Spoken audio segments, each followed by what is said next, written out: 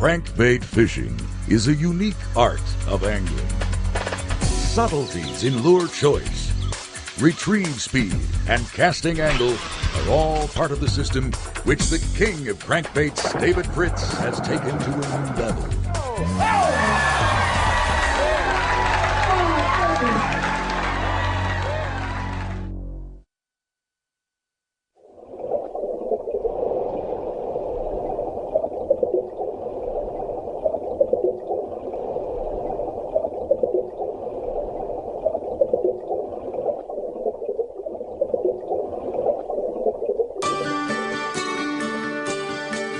As a professional fisherman, I fish all over the country. I can attribute my success to one thing, a crankbait, especially a Rapala crankbait. Crankbaits have several great qualities that make them successful. 1. They enable an angler to cover water quickly. 2. Crankbaits cover a wide range of depths in a single cast. 3. The action, the vibration, and the flash of a crankbait without a doubt triggers strikes. Let's face it, each different lure has a specific depth range where it works best. For example, a number 5 Fat Wrap is a good choice for water depth that is shallower than 5 feet.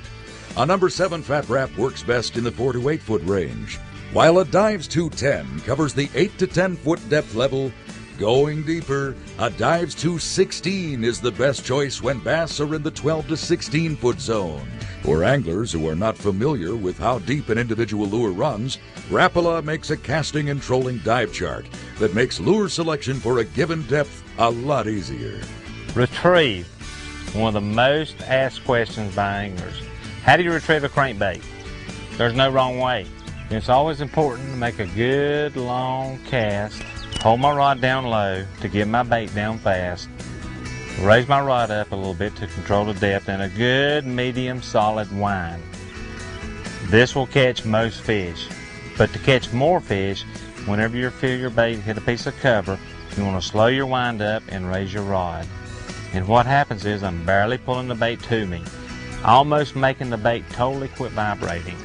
And what happens is, it gives the fish a better chance to look at your bait.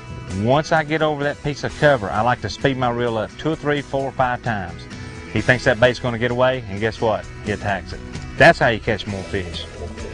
Whether the structure is rocks, weeds, or wood, experience has shown that without a doubt, a crankbait that is bouncing off cover will catch many more bass than one that is not. Another very important thing about crankbait fishing that a lot of folks don't understand is learning to control the depth that your bait's running.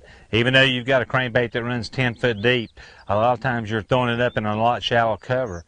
So what I want to do is I make me a good long cast right on top of the cover, and I want to hold my rod up till this bait starts getting away from the rocks, and then I eventually start lowering my rod. And what happens is once you do this, you can actually control the depth of your bait from 2 to 3 foot, and that's a lot.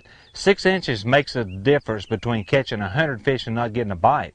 So it's very important to learn to do this, and your rod tip is the simplest way. You know, a lot of people, you can change your depth control by line, but there again, you can change it more by controlling the rise that you have in your rod. Start off high in shallow cover, and as it comes deeper, lower your rod.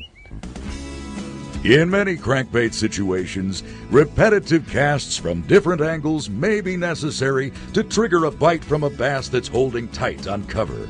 On the other hand, once you understand the shape of a structure and catching fish from it, you'll recognize that there is a certain direction of pull that is most productive for that particular spot. Once you find it, you'll want to repeatedly approach that location from the same casting angle. Current is a big part of crankbait fishing.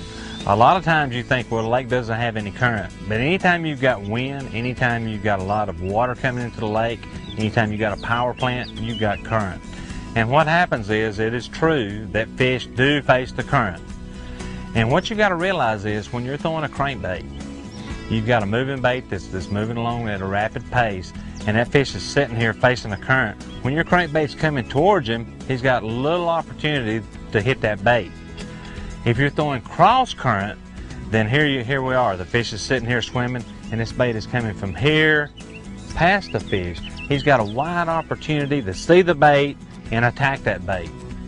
When it comes to equipment, there's 4 important things that you really need to have to become a better crankbait fisherman: rod, reel, line, and hooks. Rod. What kind of rod do I use? I use 100% fiberglass rod. It's got a lot of flex. Therefore, when you get a fish close to the boat, guess what? I don't lose it. Very important. Reel. What's important about a reel? How do you wind your reel? If you wind like this right here, you need a low ratio reel if this is very comfortable to you.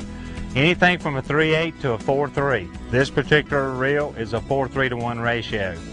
Drag. Very important to always have a smooth drag and a loose drag when fishing a crankbait. Line. 10-pound test. People like 12, people like 14, but I prefer 10. It makes your bait livelier. It makes your bait get down to the depth that it's designed to run. How about hooks? What catches a fish? Hooks. Guess what?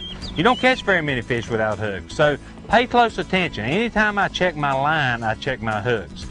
Most crankbaits come with quality hooks, but you know, occasionally these hooks get bent. Occasionally they get dull. What you need to do, and what I like to do, is that I carry me a little extra pack of hooks. I use a VMC vanadium hook. It's a real wide bend hook. They're ultra small, so when a fish touches them, if he slaps at my bait, I've got a chance of catching him. And that's what's important about crankbait fishing. While David Fritz is a successful professional tournament bass angler, it's vital to remember that his strategies on lure selection, retrieve speed, current factoring, and casting angle is applicable to many other freshwater fish species.